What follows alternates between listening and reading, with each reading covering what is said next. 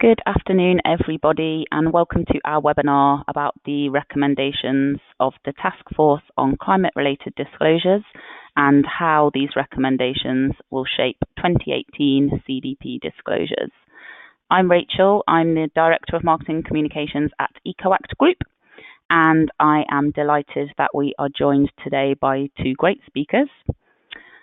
The first is Stuart Lemon. He is the Director of Advisory Services at EcoAct Group company Carbon Clear. He has over 20 years of experience in environmental consultancy, working across a range of disciplines and in partnership with many global companies. He has worked at Carbon Clear for the past 5.5 years, with a focus on setting climate strategy and targets, working with CDP, and on engagement. Our other speaker today is Dr. Tony Rook. He is the Director of Reporting at CDP. Tony has headed up the Reimagining Disclosure Initiative, which has seen the CDP questionnaires for 2018 revised and reworked in light of the recommendations of the TCFD. If you have any questions for either Tony or Stuart during the presentations, please post them in the chat box. We'll have plenty of time to address any questions at the end of the presentations. I will hand now over to Stuart.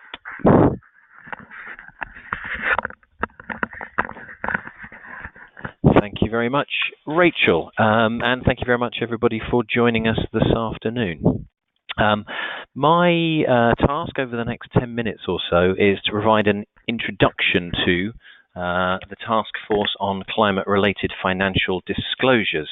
In the interests of us finishing before 5 o'clock today, that is the last time I'll refer to its name in full, because it's a bit of a mouthful. From here on in, we're talking about the TCFD, which hopefully trips off the tongue a little bit more easily. What I will cover over the next few minutes is a little bit of background about TCFD, what it is, why it came about, and the key points from the report that was issued by the task force. And I do that really partly for its own sake. TCFD is interesting and significant and is going to have a lot of impact in the sustainability world, and partly also because it is integrated now into this year's CDP questionnaires, and in particular the climate change questionnaire, which Tony's going to take us through in some detail once I hand over to him. So what is the TCFD? Really, the way to think about this is to go back to the beginning, as always. TCFD was set up by the Financial Stability Board. That's a global organization that tries to ensure that financial global markets work to the best effects and to the benefit of society.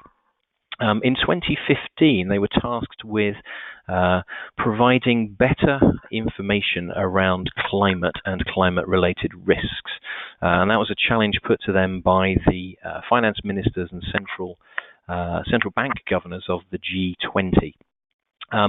And really to focus on the fact that climate change risks and opportunities are not as clearly and well articulated, particularly in investment circles, as they need to be. One of the sort of oft-touted examples of this, and this is something that Mark Carney referred to in his speech when he launched the TCFD, is the terror of what's over the horizon, and good long-term planning and thinking of what's over the horizon allows organizations to plan accordingly and investors to plan accordingly. If you think about climate change, it has enormous potential to impact society over the coming decades, and therefore we will see enormous change to economic models, etc., etc.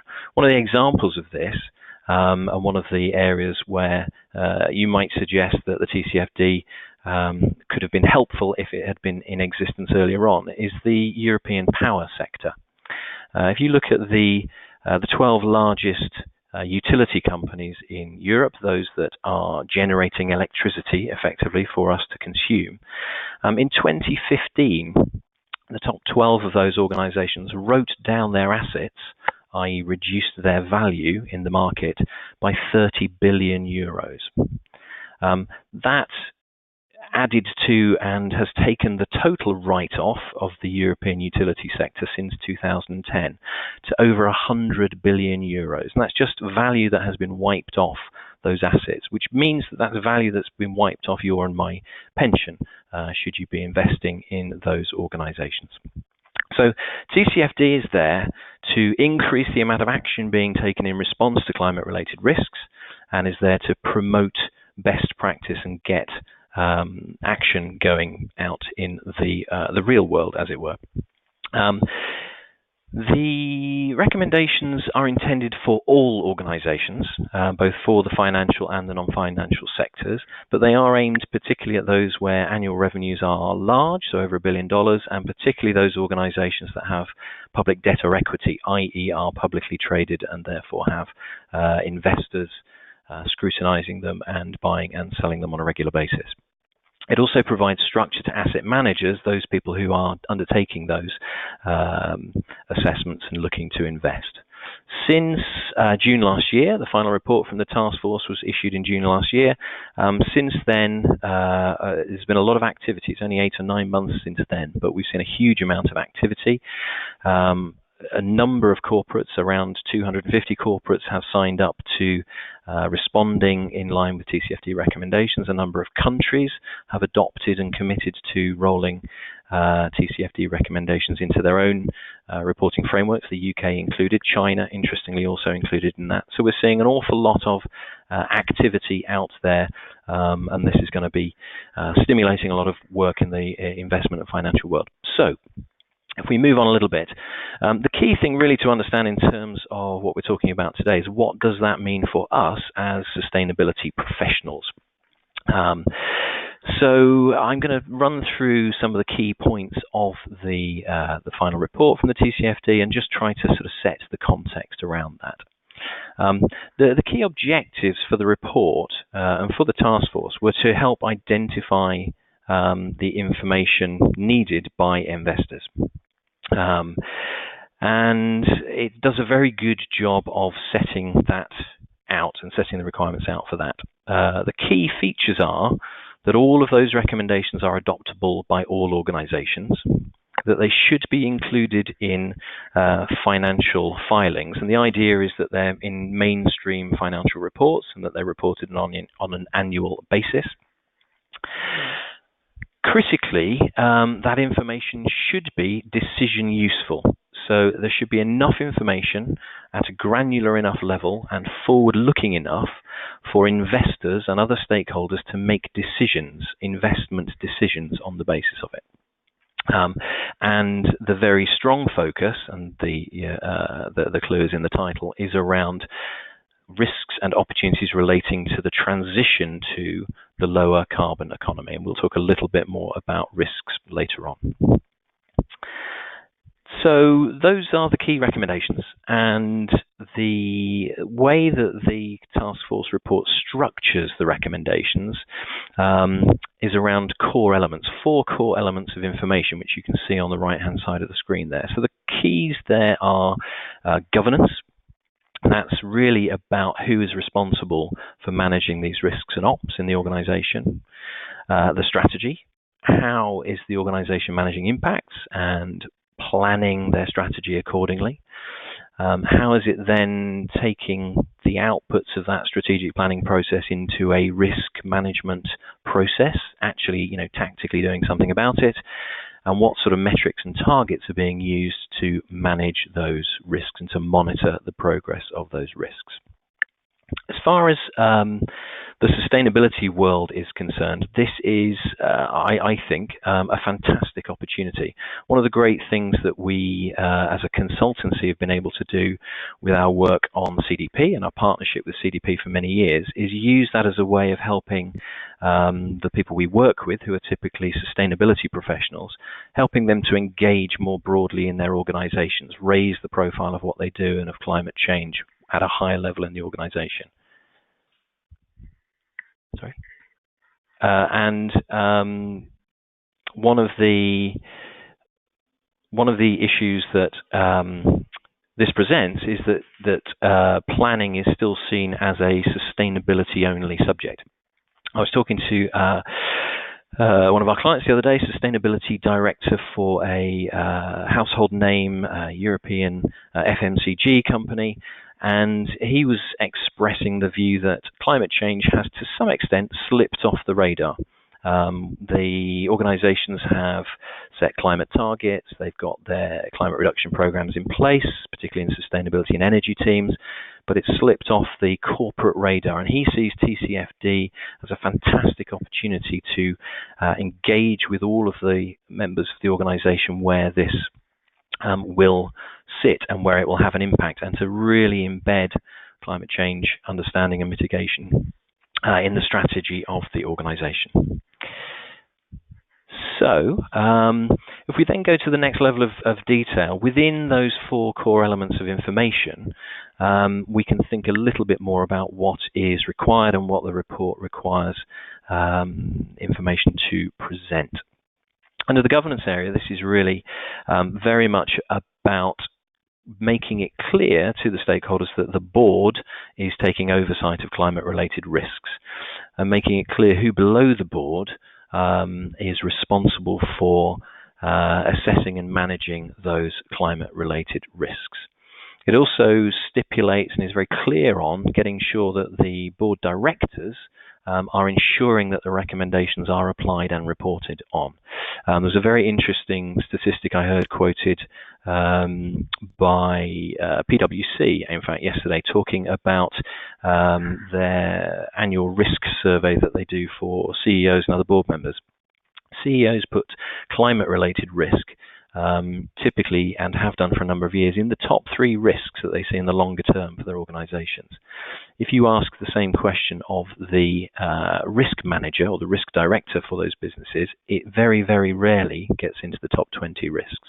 So there's quite a disconnect at board level between what is seen as a possible problem in the future and what's being acted on. TCFD allows us to raise the profile and push that really right up the agenda at a board level.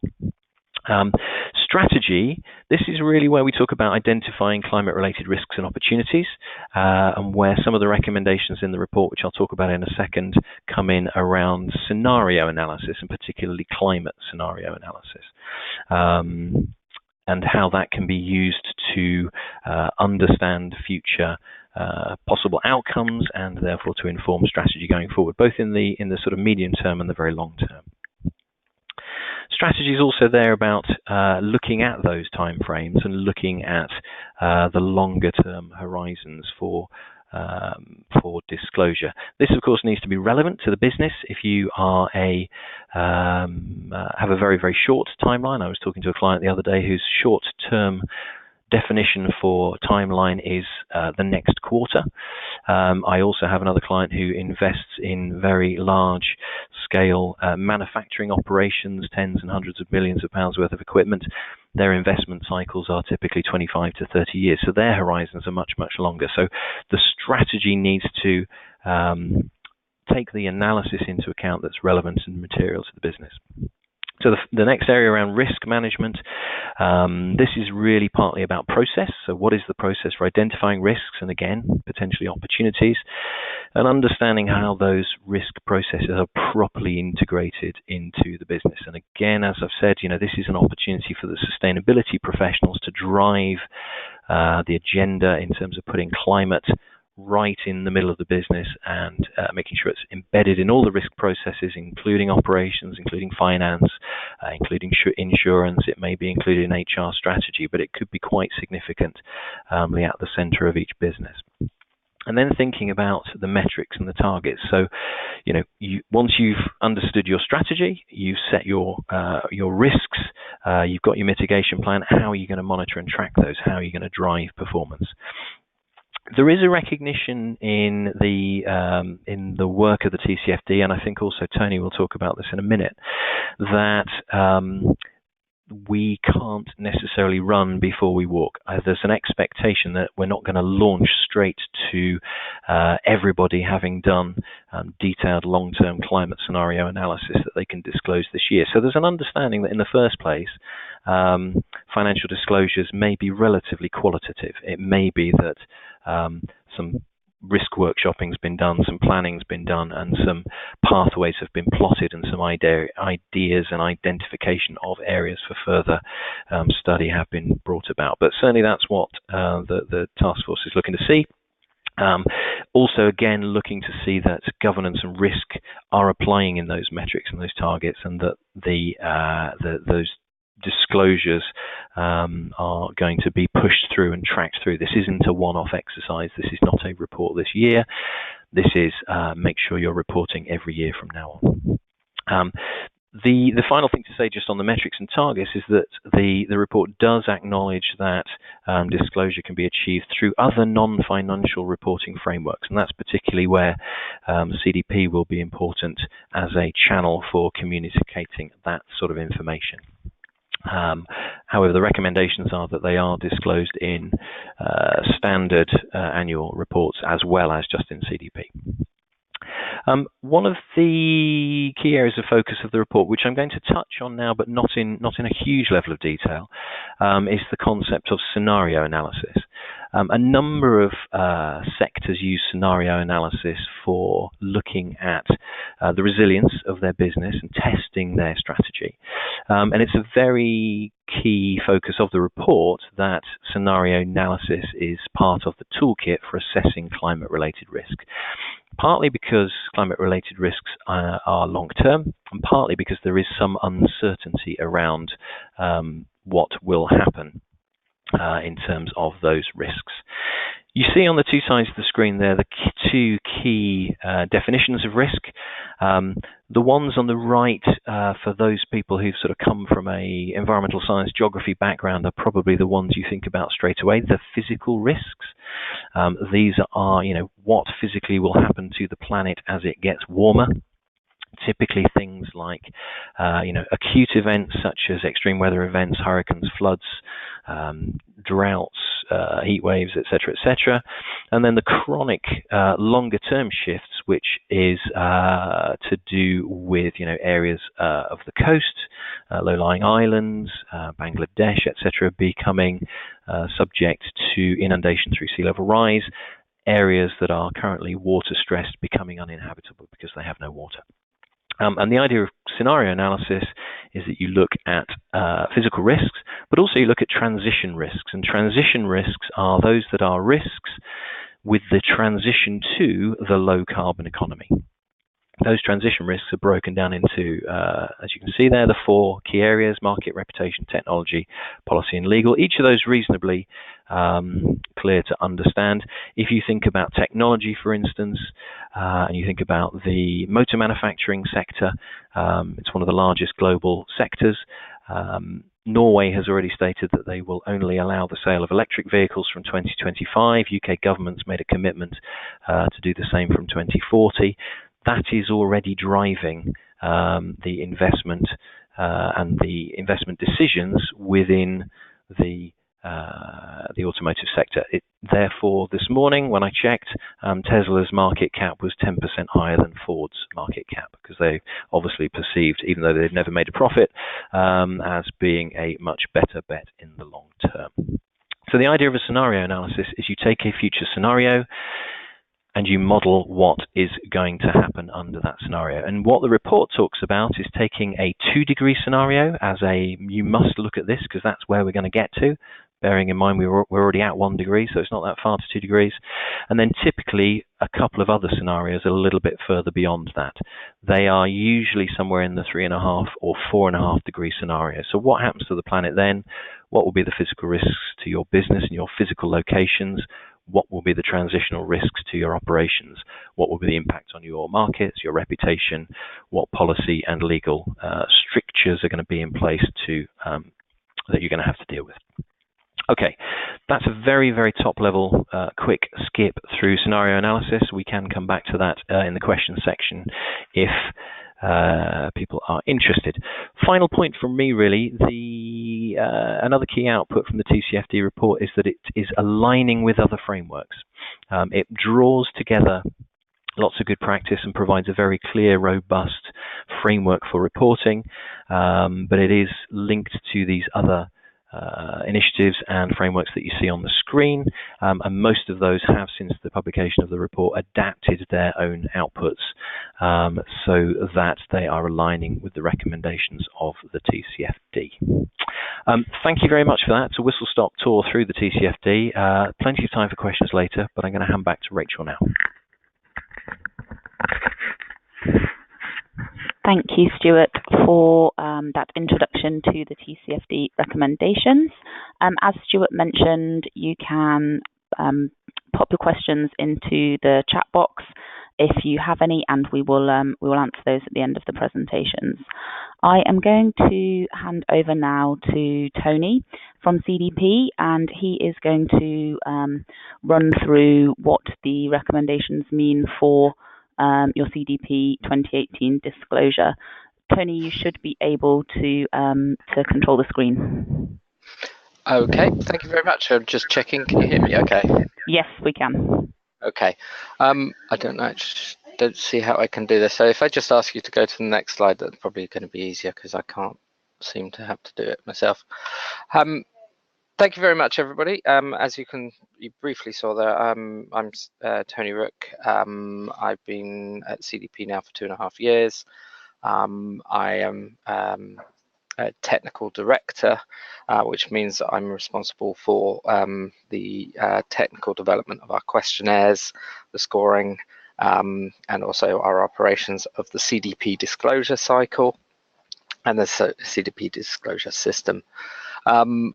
What I'm going to go through today, and it is a high-level overview, is what's happened and what's changing for 2018 in our disclosure questionnaires.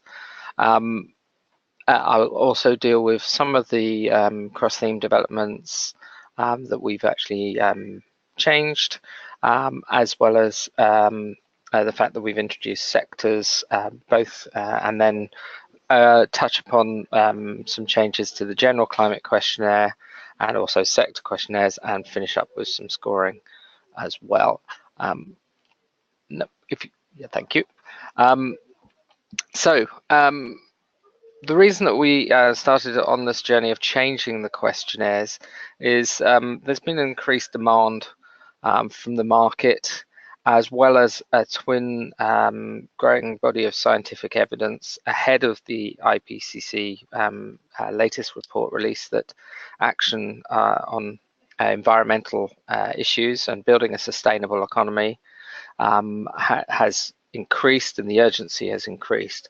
So given that, we've taken action to make our questionnaires bring more relevant information to bear, as well as more impactful data requests, which in turn help to drive thought processes, business processes as well within organizations. And that's really our intention, to help companies respond to the issues of climate change that it brings to the company, but also to, in a way of showing the pathway of making those companies more resilient to changes in the economy, because business as usual is not going to be the same.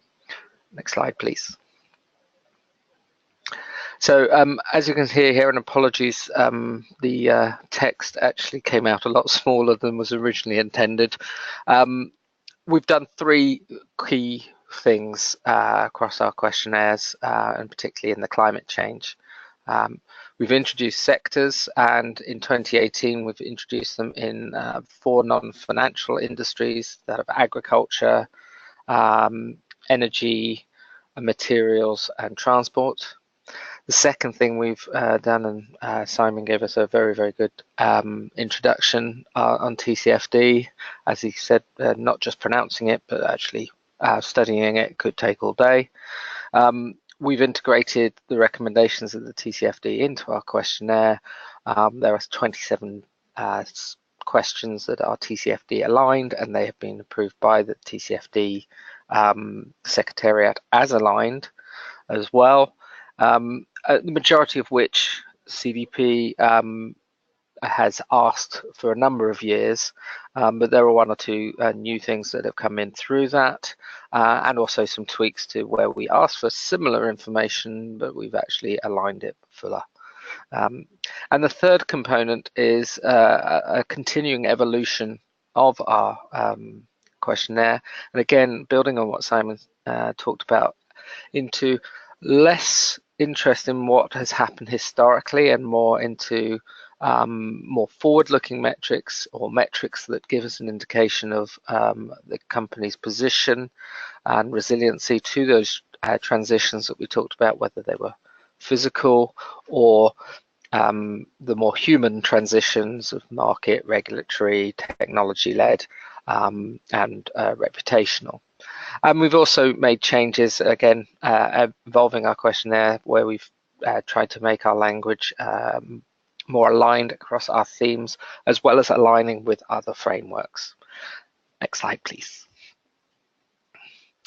So, what have we done?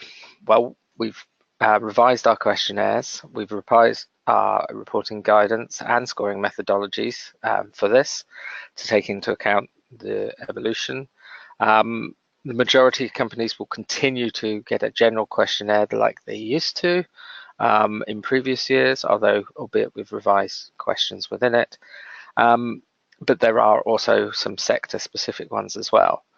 We've been upgrading our systems here, so we now have a new online preview of questionnaires. This helps with the complexity of sectors, as well as potential tiering of questionnaires. And we've also produced our reporting guidance and our scoring methodologies through this new online system. And we've been in the process of upgrading our disclosure platform through which you respond to CDP. As I said, this is an ongoing project. It's our first year of the new platform, and going forward, we hope to make continuing improvement year on year to that as well. Another innovation that I mentioned here is that we've responded to a number of people's feedback. We had 500 companies responding to our consultations last year, so over 500 companies, and individual responses to our 2 consultations, constituting over 7,000 individual data points of feedback. And one of those was that for smaller companies and first-time responders, could they get the option to ask to respond to a cut-down questionnaire. So we've introduced the concept of a minimum tier questionnaire, very much in parallel to the concept that we had before of an SME questionnaire. Next slide, please. Some of the examples of changes that we've made are that across the themes, we have added in new questions, but we've also removed questions. We've merged and modified questions as well. We've also made our pathways clearer so that you get better navigation through the questionnaires. As I said, we've instituted more forward-looking data points. Example is scenario analysis is a good one, but we also, for the high impact sectors, we also ask about transition plans and what's gone into those. There are production level metrics that also talk about could be used as derived forward-looking data points as well. And we also ask for more financial related information. And this is also to try and get that relevancy to our data users. They've asked for more financial related information, but we don't just ask for pure numbers and figures, we do ask for the context of them. And we also, particular where we've asked for financial related information, it is around financial planning, and particularly what aspects of financial planning may be relevant or where climate related issues are relevant. And we continued this greater alignment, not just between our 3 themes, but also with other reporting frameworks. For instance, we've been working very closely with Robeco-Sam, who produced the Dow Jones Sustainability Index, or DJSI, and they've adopted, we've collaborated to make sure that we've have similar climate questions, if not exactly the same. So hopefully you should be able to cut and paste from one to the other. And we've revised some of our questions for suppliers who are responding to CDP through our supply chain program. Next slide, please. As you can see, here are all of the sectors that we produced questionnaires for. There are 13 sectors specific, and these are the high impact sectors within climate change. But in the majority of cases, most companies will be responding to the general questionnaire. And we've also done this for water and forests. Next slide, please. I kind of feel this, I don't need to give you the introduction to TCFD because that's been done before. But what I would like to point out is you can see where we've mapped the recommendations to specific questions. And what we've tried to do by adopting the TCFD recommendations is give you a structure. So you don't have to invent this yourselves. And that means that you can start disclosing to TCFD recommendations from year one through the CDP response, and then use that as, I would say, where you show your detail, and you can then take that to summarize within your annual reports as well, and refer out to CDP as where the detailed amount of data is as well. It's an important point because these are very, there's a lot of information that could potentially be shared under this and within annual reports, and for many companies it's where to start. Well, we've done that thinking for you, so you can use our questionnaire to do that. And the second thing is that there's probably more information than most companies can get into their annual reports on just climate related issues going forward. So this gives you an opportune moment to actually refer out to more detailed responses. Next slide, please. So what have we done? At a next level of detail down, we have restructured our climate questionnaire. We've restructured also the water and forest questionnaire. As you can see, there are now 15 modules. We continue to have an introduction and then the sign off at the end, introduction at the beginning. And it roughly follows the sort of the same trajectory as the TCFD, as well as having a cross-theme alignment as well. Next slide, please. One of the things I get asked, does this mean that you've wholesale changed the questionnaire? No, we haven't. 82% of our questions in climate are either no change, minor modification, or modification where we might have merged questions or demerged questions, or added data points or taken data points away from a table. There are 18% therefore are new questions, but we have also removed 7 questions, and you can see those at the bottom of the slide there. The diagram on the right gives you an indication of where the new questions arise, and I just want to pick out one which I go on to the next slide on, which is in governance. Here it looks like we've added lots of questions, but what we've really done is actually split out an existing question into 2, and this is really critical information, and hence when you look at the scoring methodologies, you'll see different weightings for this, or high weightings for this. Governance of climate related issues is really something of a concern for many organizations and many investment organizations. Want to actually understand that the processes and the people are in place to be accountable for this, or the risk committees, for example. So we previously asked what was the highest level of responsibility within an organization, and we've split that into 2 now and said, well, where on your board is climate related issues held accountable, and then also where underneath your board level, so at the management level, are climate related issues managed, and the person responsible for that, as well as how frequently they get updated on these issues. And that's just an example of where we've actually created what we call a new question, but it's actually based on very, very similar information that we asked for. We're just going into a bit more granularity. Next question. Not question, sorry, slide.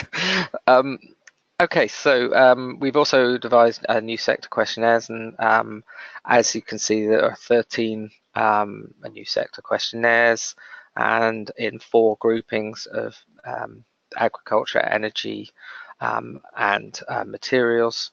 And if we go into the next slide, because we've got limited time, I'm just going to give you a flavour from, for example, the agricultural area. This is divided into 3 specific sectors. A lot of commonality between the 3 sectors. We've taken a lot of the questions based on our previous food, beverage and tobacco module, and really focusing agriculture and commodities focuses on the production of primary agricultural products. Food, beverage, tobacco very much focuses on taking those primary products, it may be corn or palm oil or something like that, and turning those into manufactured food products. And then the paper and forestry is very much taking the management, sustainable management of forestry, and then turning that into fiber-based products such as paper and cardboard. All of this, we've looked at it, where the key impacts are, and what we're asking for within the sector questionnaires is very much the Scope 1 emissions breakdown by commodity. We also ask on land management practices, and this is specific to the agricultural sector. And then, like across many of our sectors, we ask for emissions intensity data, so the amount of CO2 per tonne of commodity produced, as well as Scope 1 and Scope 3 emissions by relevant business activities. I didn't have time to go into every sector, so hopefully that gives you a flavour of where they are. One of the things you'll notice from the modules is that some of the modules in the climate change questionnaire may not actually appear to you if you're answering the general questionnaire, because they are sector specific only, and that includes the land management practices module. So don't be worried if your module scope skips, or your questionnaire skips from module 11 to module 13. It may be that those questions just aren't applicable to you. So I'm going to quickly whistle stop tour, and apologies to my co-speakers, I'm trying to rattle through. Scoring, we still have the same scoring year on year. It's going to be D- to A level for those responding. It's disclosure, awareness and management and leadership levels. And there will be 2 bands as before in previous years, and a threshold to move between levels or up levels is 80% at the previous level. Next slide, please. As we've introduced more complication this year, or the fact that we have sectors means that we are slightly more complicated in the way we do things. And we've introduced new questions. We've introduced also weightings. These apply at the management and leadership level, and they're there to really highlight the relative importance in our scoring system of various scoring categories. So, for example, scenario analysis is, whilst we asked it last year, because we've broken it out as a separate question, we've attributed a 1%, it acts as 1% of your management or leadership score this year, because we do acknowledge this is a first year for others to do this, and not all sectors have been doing this for very long, but we do expect that to change over time, as this is an important tool in risk and opportunity planning for an organization and strategy. So that's a whistle-stop tour through everything. There's a lot of detail behind this, but I hope that's given you a flavor of what's happening. Please feel free to go onto our website. You'll be able to download the guidance, the scoring methodologies there. So I'll hand back to Rachel. Thank you, Tony. I'm just going to hand back to Stuart for a quick wrap up and some final words before we go to questions. We've had a lot of questions, so we're going to try and get through as many as possible. But we will, if we don't manage to get through all of them, we will send some responses around following the webinar. Stuart? Thank you, Rachel. Yeah, we slung in an extra slide here at the end around how to maximize your score. And we've done this particularly because when we've run CDP webinars before, that's quite often the question that gets asked most. So in terms of our Carbon Clear top tips on how to maximize your disclosure, and particularly in light of the TCFD recommendations and the changes to the CDP climate change questionnaire that Tony just eloquently described, a couple of key points. So one of the best places to start is with the guidance. The guidance is available from the CDP website, and on a question-by-question basis, there's a clear explanation of what that question is looking for and information around what a good answer to the question looks like. Understanding that guidance, it's a fairly substantial document, so it takes a while. But once you've got through that, you can then take a gap analysis view on your previous response, and you can identify where last year's answer may be current and relevant and meet the criteria, and where you're going to need to do some extra work. And that's really where this theme that we've talked about throughout this webinar comes in again. This is about engagement. So moving on to enhancing the submission, the best way to do that is to engage with your colleagues. And this year, particularly in light of TCFD, engaging with your colleagues in risk, in finance, in investor relations, those are going to be the places where you're going to get the information that you need to bulk out and answer the new questions, particularly those questions that have been added or enhanced in light of TCFD, particularly in the areas of risk and opportunity analysis, talking about risk processes, talking about strategy, talking about mitigation, etc. If you've got some scenario analysis, that's fantastic. The other key areas of work that are discrete bits of work that Carbon Clear quite often gets involved in with clients when we've been helping them with CDP is to fill some of the gaps. So the questions where they don't have an answer, or perhaps only have a partial answer that isn't getting the full points. Scope 3 emissions assessments are quite a key focus area. Most organizations these days have a good handle on Scope 1 and 2. Scope 3 takes a bit more work, and for some organizations is a very, very much bigger kettle of fish. So that's worth focusing on and investing some effort on.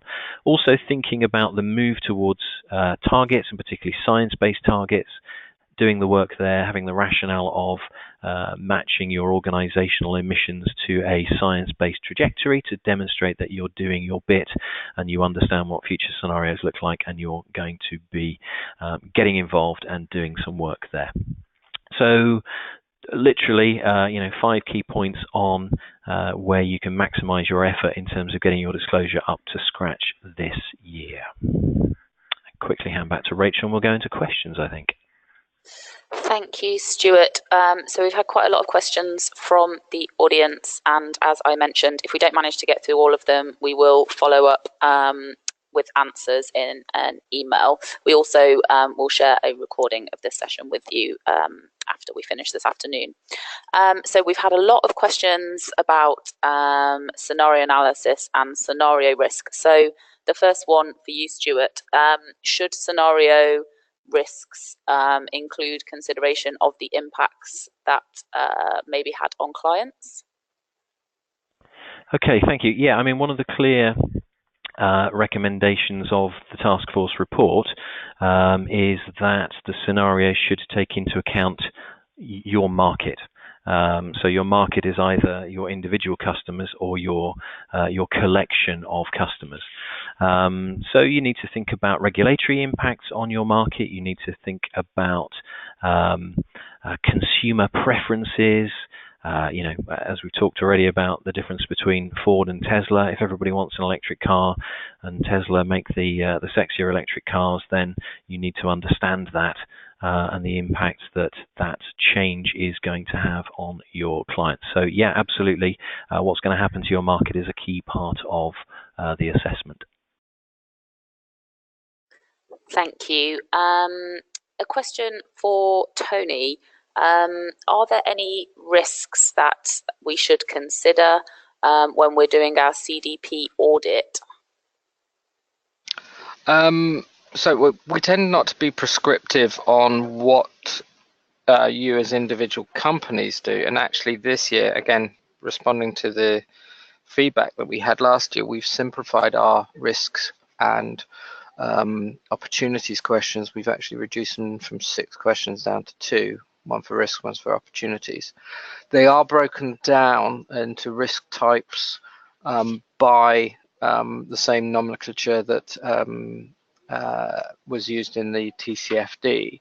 So we do talk about the physical risks, whether they're acute or chronic. We do talk about the transition risks within that, and you can you should label your risks based on those nomenclature. So I think there's yes, but we're not predefining that you must have one of each transition risk and you must have one of each physical risk. It's got to be what's most appropriate for your organization. Thank you, Tony. Another question for Stuart. How can we disclose so much strategic information when our competitors won't do the same? That's an excellent question. You have to remember that the CDP is a channel, and it's a channel through which you communicate to your investors, and hopefully you're providing them with information on which they can make investment decisions. So you do need to be careful because the disclosures are publicly available, and therefore your competitors can see them. So there is a balance to be drawn between disclosure and not giving away anything that is commercially sensitive. In the consultation process each year that CDP goes through in terms of revising the question set, organizations have the opportunity to feed into that. So generally, the questions are structured in a way that ask for useful information, but not commercially sensitive information. But there is a slight risk there, and therefore you need to be careful. My personal view, however, is that if you are in a position to share your strategic view of your long-term future, your governance around your strategic view, your understanding and identification of risks, your mitigation plan for those risks, and your progress towards achieving your end goals, that is a fantastic message for you and your investors. And if you're saying that and your competitors aren't, then I as an investor would be investing in you rather than the organization that doesn't seem to know what it's doing and isn't saying anything about its future. So, bear in mind that there's an opportunity in that scenario as well. Can I just jump in there as well, because I want to build on what Stuart said there. One of the things, we got asked this quite a lot last year, and we did actually get contradictory evidence from a number of companies on certain data points. That some were saying it was confidential and some were saying it was actually already out there in the public domain. If something is, I'm going to start with a caveat. If something is actually material to your organization, you should not be disclosing it first through CDP. It should actually be publicly disclosed anyway prior to that. Having said that, what we have a growing body of evidence is that the more transparent an organization is and demonstrating its ability to be resilient to the climate transition finds it gets ranked higher, and therefore it has more opportunity from investors where they see what's happening, they can actually, in many cases, invest better.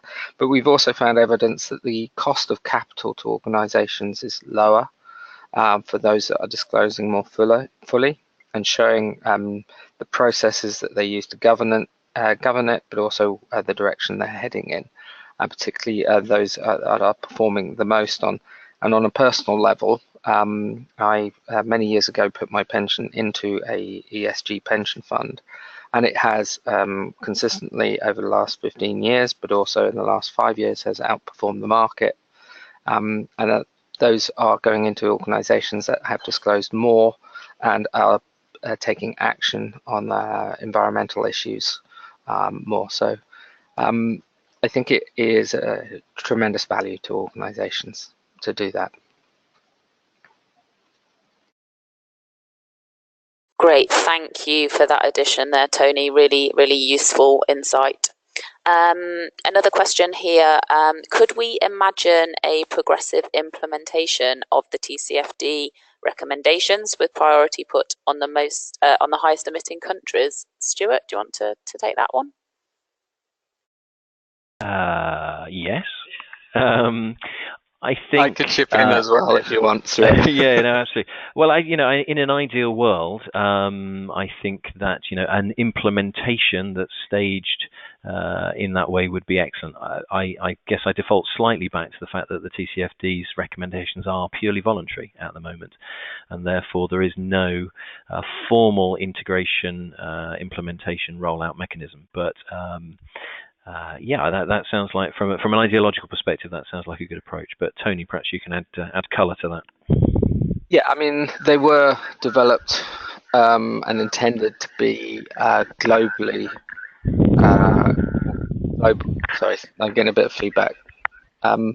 Global rollouts. So that any companies in any country can do that. The TCFD itself has actually said they acknowledge that this is not you have to disclose everything from day one. Their thinking is very much this is a 3-year process. I think the other thing to that is that in many cases, if you've been disclosing to CDP for a while, you've already been disclosing to the majority of recommendations anyway. The question of voluntary and mandatory, yes, they are voluntary recommendations, although I've already seen a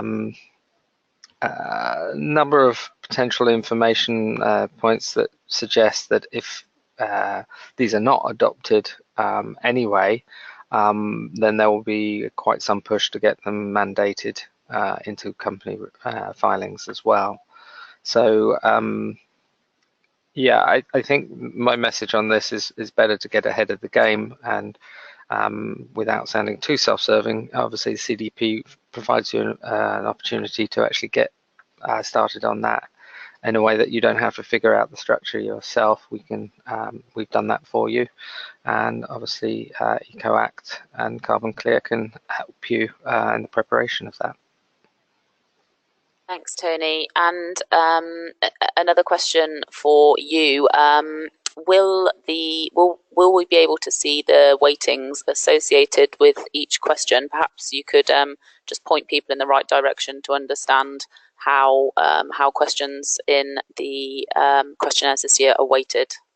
Yeah, so we're in the process of publishing some user guides, weighting and scoring category user guides that will be able to show you on each category what the weightings are. And yes, and I think what I'll do is offline to Rachel, when they're ready, I'll provide a link to go there. Fantastic, that's great. And then one final one for both of you. I think we've touched on this a little bit, but it's interesting to consider. Do you see disclosure of climate-related financial risk becoming mandatory at some point in the future? Well, simple answer for me, yes.